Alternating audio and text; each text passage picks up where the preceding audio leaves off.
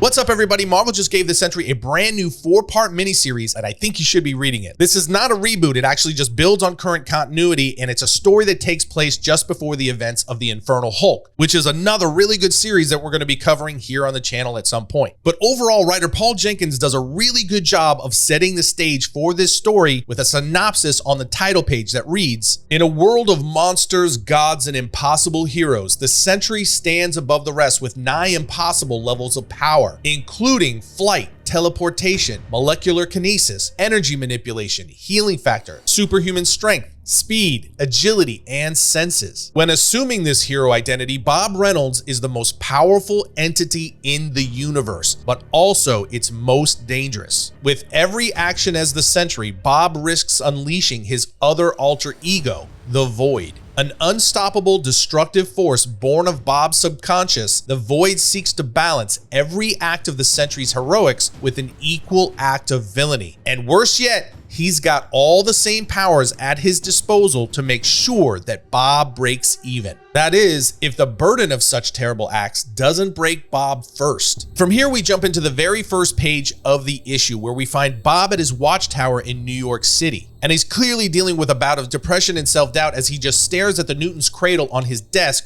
while tears roll down his face. We also get Bob's internal monologue that says, "You are Robert Reynolds, the Sentry. You have the power of 1,000,000 exploding suns. You carry the weight of 1,000,000 more." He then stands up and calls for his dog Watchdog, whose real name is Normie, and the two walk out of his lab. And from here, his internal monologue transitions into some flashbacks and an overview of Sentry or Bob Reynolds as a character, which includes the darker side of himself, the Void, and some of the terrible things that it's caused him to do. So it goes on to say, "When you were 7 years old, you read the story of Laika, the little Russian dog who went to space. Laika had survived 2 harsh winters on the Moscow streets. She was selected for the Sputnik 2 missions precisely because she was such a good dog. Her reward was a one-way ticket inside a faulty capsule that heated to over 104 degrees Fahrenheit just hours after takeoff. You imagined her beautiful little soul alone and terrified as she tumbled through space, her heart racing as she tried to comprehend what was happening to her.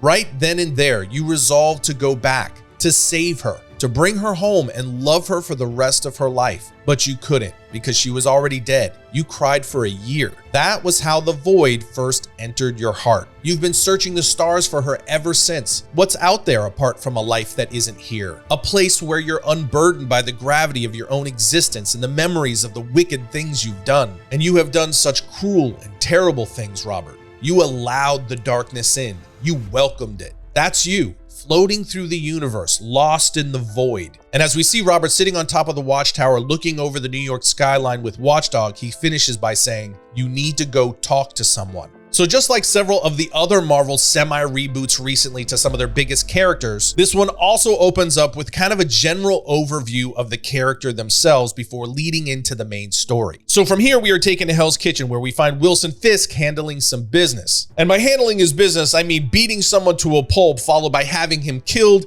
and everyone in his life destroyed. You know, a typical day for Kingpin. But on this night, the Void shows up saying, "Hello, Mr. Fisk." And Kingpin responds, "Who are you and what do you want? Make it quick." The Void then begins walking towards Fisk and his goons saying, "Oh, just to talk." But when he steps forward, Fisk's men point their guns at the Void while Wilson says, 10 seconds, explain why I should let you live.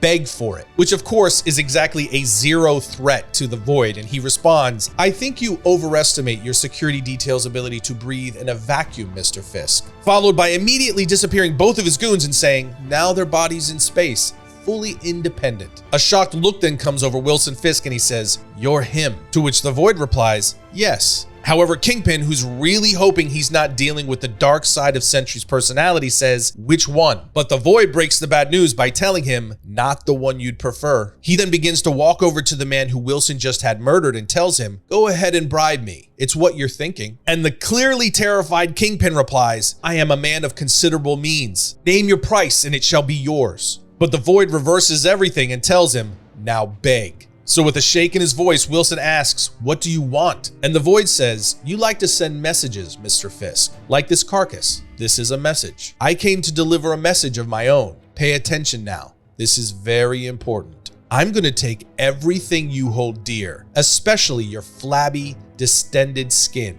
and I'm going to destroy it very slowly and very painfully because I hate you. But here's the thing, he doesn't do anything to Kingpin yet. He just turns to walk away. And as he does, Kingpin says, "But why? I'm no one to you." And the Void responds, "Consider yourself a test case, a flesh casing wrapped around a series of neuroses and biological functions that fancies itself alive." At this point, Kingpin begins to beg, realizing that the Void, who is capable of anything, is about to do to him what he typically does to others. But this is the Void, and there are 0 Fs given. And he just turns to Kingpin and tells him, "Good, you can follow directions, but begging won't change anything. I'm gonna torture you just to watch you suffer." To which Kingpin yells, "Why me? I don't understand." And as the Void walks into the distance, he leaves Kingpin by saying, "You people never do." Then from here, we turn the page and are taken to a press conference where the Avengers and the Fantastic Four are about to reintroduce the Sentry after a long absence. We see Lindy Lee, the Sentry's wife, and Sue Storm talking to and complimenting each other, followed by Lindy telling Sue that she feels ridiculous because she's the only one there without a superpower. But Sue just responds, "Please, do you think any of us could keep your husband in check, Lindy?" We then see Iron Man ask Spider-Man, "Where's Hulk?" To which Spidey replies, "Probably went for a training run." And Captain Marvel just looks at him and says, "A run?" Which forces Spider-Man to confess, "Okay, I have no idea." We then cut to Sentry, who's talking to Reed Richards backstage saying, "So I updated Clock's protocols to cross-index against human sentiment in real time.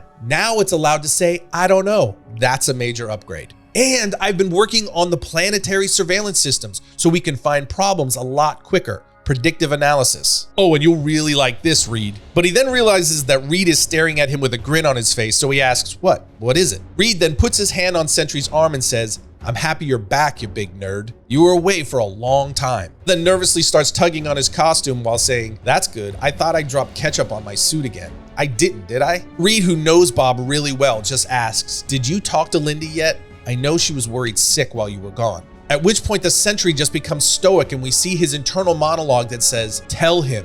Tell your best friend all the terrible things you have done as the Void. Tell him what you have been doing out in the distant reaches of the galaxy. Tell everyone." But instead, he just begins to walk out on the stage while telling Reed, "Oh, you know, I'll talk to her. We need to get up there. Wish me luck." Reed tries to stop him, but the Sentry just walks out and starts waving at the press while Reed walks behind saying, "Hey, look, if you want to come by later." There's no time for answers though, because the press immediately jumps in with questions starting with, "Sentry, can you comment on your whereabouts while you were away for so long? Were you on Earth? Are you back for good?" Sentry then looks at his wife, who he has clearly not spoken to yet. "I'm afraid I'm not at liberty to explain for reasons that will become clear in time. I'm happy to be back on my home planet, especially with this gorgeous human who I don't deserve and who is probably ready to kill me for not texting her." Then as the press continues to ask their questions and then the Avengers and Fantastic Four pose with Sentry for pictures, Bob's internal struggle continues to tell us, "Make light of your disappearance, Sentry. Been doing that since you were a kid.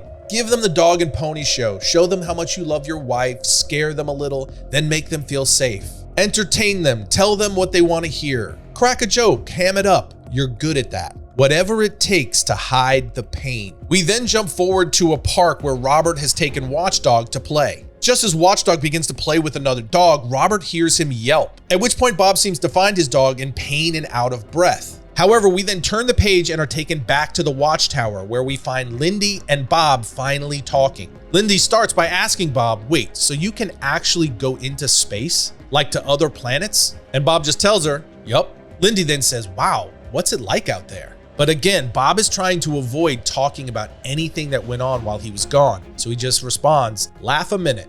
She then tells Bob, "You should take photos next time. I'd love to see what an extraterrestrial looks like. Probably weird." But Bob replies, "Yeah, no, they're kind of like us." His internal monologue then says, "Tell her what you have done as the creature of the blackest night. Tell her about the Void." But at that moment, as the Void begins to come through on Bob's face, Lindy comes up and wraps her arms around Bob asking, "Hey, listen, I saw you up on the roof looking at the moon. Is this that Leica thing again?" However, the Void begins to manifest on Bob's face as he continues to tell himself, "Tell her about the pain you've caused, that you feel alone, humiliated, worthless. Tell her how the Void is a leech on your soul, how for every good thing you do, you must do an equal amount of evil." Lindy then asks Bob to look at her, but he just responds by saying, "I think Watchdog's sick."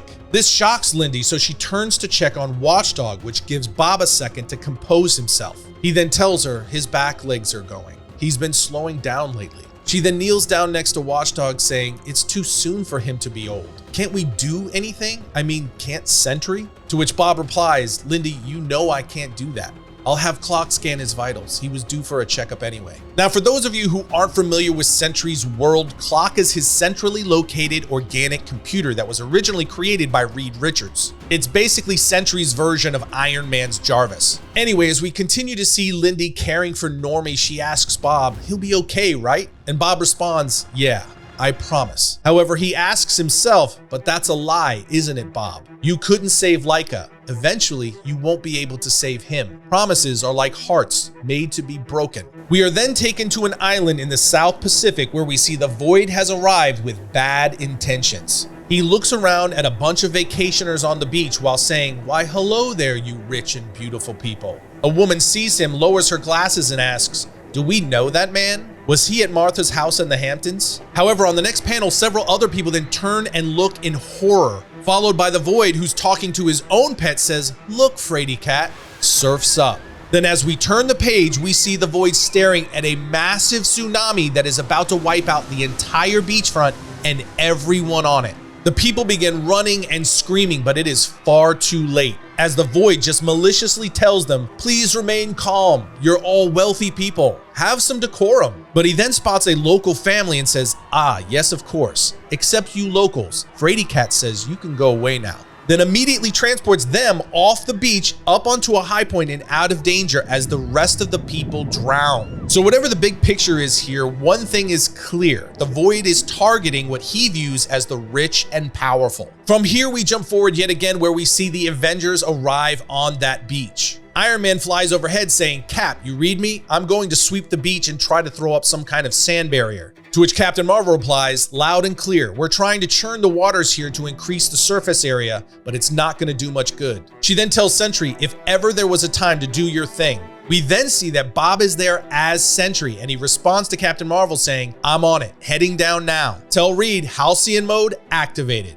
which pulls the water back and vaporizes it. We then see Spider-Man, who's clearing debris, saying, you gotta be kidding me. Followed by a view of the Fantastic Four, who are flying in as Sue tells Reed, we're gonna get a lot of steam headed up this way. Better clear the skies. At which point Reed then radios into Bob about his halcyon mode comment. Obviously, because what Sentry just did is the exact opposite of the definition of halcyon. Bob, of course, thinks it's hilarious and he says, I'll be here all week. Tell your friends, try the veal and tip your waitstaff. In the meantime, it'll probably rain around here for a couple of weeks, Reed. Make sure these people watch out for flooding. Reed then replies, Sentry, I gotta hand it to you, bud. That was epic. Did you mean for that to happen? However, Sentry doesn't reply because he ultimately knows that he's responsible for what just happened. So he just takes off and returns to his Watchtower in New York City. And as he arrives, we get news reports that tell us, indicating an as yet unexplained tidal wave with no seismic activity reported in the area. With multiple powered individuals dispatched to the scene, witnesses describe the massive tsunami literally heated to a giant cloud of steam thanks to the timely arrival of the Sentry. Despite this intervention, a nearby private island belonging to disgraced billionaire Andrew Forrester, a longtime friend and associate of Kingpin Wilson Fisk, was almost completely submerged with heavy loss of life. Bob then switches to another newsfeed that says, an entire village enveloped by what appears to be a crystalline substance. Local officials have not ruled out a connection to the mysterious power losses plaguing the area. Bob then switches to yet another news report that's now saying, reports of the Hulk rampaging through the Tungusian forests. Now, as Bob is listening to all of this, he picks up Watchdog and places him inside of Clock's scanning chamber. Then as he closes the hatch, he then looks at Normie and tells him it's gonna be okay, followed by telling Clock to initiate the scan. On the next page, as Clock begins to run the scans on Watchdog, more news reports begin to come in saying, adding to the bad news for the Kingpin, while Sentry was able to extinguish the blaze, he arrived too late to prevent the fabled Fisk downtown restaurant from being burned to the ground. Bob then skips to yet another news report that tells us the mayor's office then responding to yet more reports of unexplained electrical blackouts in the city. But as he's listening to that report, we see the clock system begin to glitch out. And Bob asks, what's happening? Was that one of our generators? To which Clock replies, there are multiple reports of unexplained electrical issues over the last 3 days, Sentry. The incidences are growing in number. So Bob tells Clock, okay, prepare a report, aggregate worldwide occurrences, and let's see if we can determine where it's intensified so far. The Clock system answers, of course, will there be anything else? To which Sentry says, yes, initiate therapy mode. We then see Bob activate the Newton's cradle on his desk again as Clock says, therapy mode initiated. How may I help? Bob asks, do you think it's possible to lie to yourself, Clock?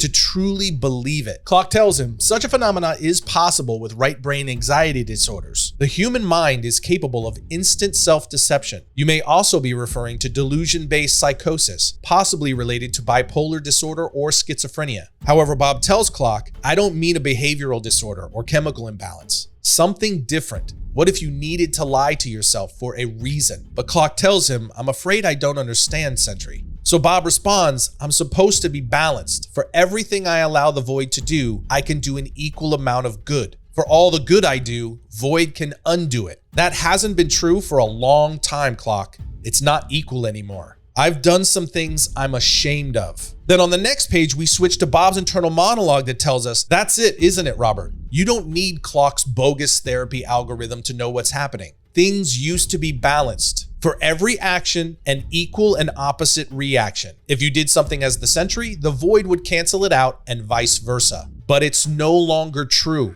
You've been lying to yourself and you know it. The Void has tipped the scales. He's winning. But at that moment, the Sentry is snapped back to reality as the Clock's scan of Normie is complete, telling him, readings are now available for analysis, Sentry. Then after Bob looks at the scan reports, it becomes clear that the results were not good because he immediately takes Watchdog out of the chamber and hugs him, saying, I am so very sorry. However, the emotional strain of the situation also begins to cause Sentry to fracture, with the Void rising to the surface. Bob says, oh God, not you, little man. I can't do this right now. I need you. Followed immediately by the Void saying, I can't. It's not fair. And just as things are coming apart for Bob, Clock tells him, Sentry, we are receiving multiple reports of unexplained anomalies across New York City. The entire grid along the Lower East Side is compromised. And Sentry, who is clearly not okay, turns and says, acknowledged. Give me a sitrep on our response. And Clock tells him, Avengers dispatched. Patching in communications now. Then on the next page, we cut to the city where we find the Avengers attempting to deal with the source of the electrical grid problem. Captain America then radios into Sentry saying, you need to get out here pronto. We're seeing some kind of crystalline growth. We've been getting reports from across the globe. It seems to be causing the electrical issues. Bob, please respond. However, before he can get that response, there's a massive explosion that sends Captain America flying. And on the next panel, we see that it's the Hulk who is raging out and has come crashing in because he's been infected by this crystalline growth. The Hulk then picks up and is about to throw a truck as Iron Man says, now we know where the Hulk has been. Sentry, this is Iron Man. We're gonna need you out here. We found Hulk. He looks to be in a bad way. But we just see Bob staring blankly as the Clock says to him, Sentry, we are receiving multiple requests for assistance. Shall I respond? To which Bob replies, no. No response, which of course means bad things are about to happen. And we switch back to Bob's internal monologue, which tells us it's coming. You can no more stand against it than a child can face a tsunami. You've been lying to yourself, letting the Void win. There's nothing you can do. As Bob stares out the window at the stars. We then see Spider-Man, who's fighting a losing battle against this crystalline growth, while also trying to radio into Sentry saying, this is Spider-Man, where are you? Please respond. But again, there's no response coming. And on the final two panels of the issue, we see the Newton's cradle continuing to rock back and forth as Bob's internal narration tells us, always the Sentry, ever the Void. Couldn't save Leica, and now you can't save Watchdog. Admit it, Sentry. You can't even save yourself. Followed by a view of Bob, who has cut off all comms with the Avengers and is collapsed on the floor while holding Normie. So that's a pretty solid cliffhanger, with the Void not only creating an imbalance within the Sentry, but the concept that the Sentry is giving into the Void, allowing it to win. Writer Paul Jenkins really seems to be harnessing the internal struggle that makes the Sentry so compelling really well. With everything he just lined up here in issue 1, we are set up for what could be a really solid story over this 4-part miniseries. But that's just my take. What did you guys think of this first issue in the Sentry series? Let me know in the comments down below. And as always, we can't encourage you enough to pick up a physical copy of this issue yourself. Other than that, we will see you next time when we talk about all things comics.